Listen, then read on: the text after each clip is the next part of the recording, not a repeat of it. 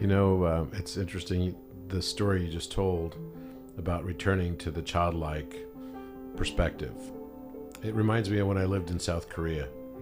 I lived in Korea and I lived in Japan. I lived in Hong Kong. And you'd see kids running around without any supervision. And so you're like, what is going on? We don't do that as much here.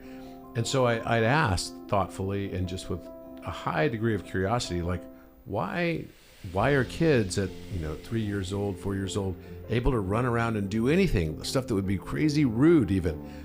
And someone explained to me one day that they are the closest to the divine. And you don't get that opportunity again until you get really old. So they saw it as an arc across their lifetime. So you could say that starting out from coming to this world, you get to 2, 3, 4 years old, 5 years old, as you said, and you've got an inordinate amount of freedom in their society. And then you end up at 7, and the harness, and the shackles begin. And there it is super strict, right? You've got to go, not only do you go to school from 8 to 4 o'clock or 3 in the afternoon, but you also go to something called Hagwon, which is like the supplemental school that goes until like 9 or 10 o'clock at night. And it is like, it's just differing degrees of literally torture. And it's brutal. And high suicide rates, you name it. And then you end up graduating, and then hopefully you go to one of the top universities. It could be Seoul National University if you're in Korea, or Tokyo Daigaku, right, if you're in Japan.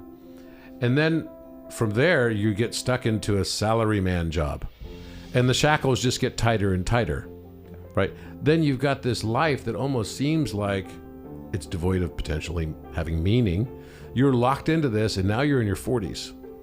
And you have duty and obligation ascribed to all of that. And then finally, when you get into your 60s and 70s, that's when you can actually start getting fully respected by society again. Because now you're returning to that arc that brings us closer to the divine. And I always found that so fascinating that someone in society that's 75 or 80 years old has a tremendous amount of respect and can run around and do whatever they want.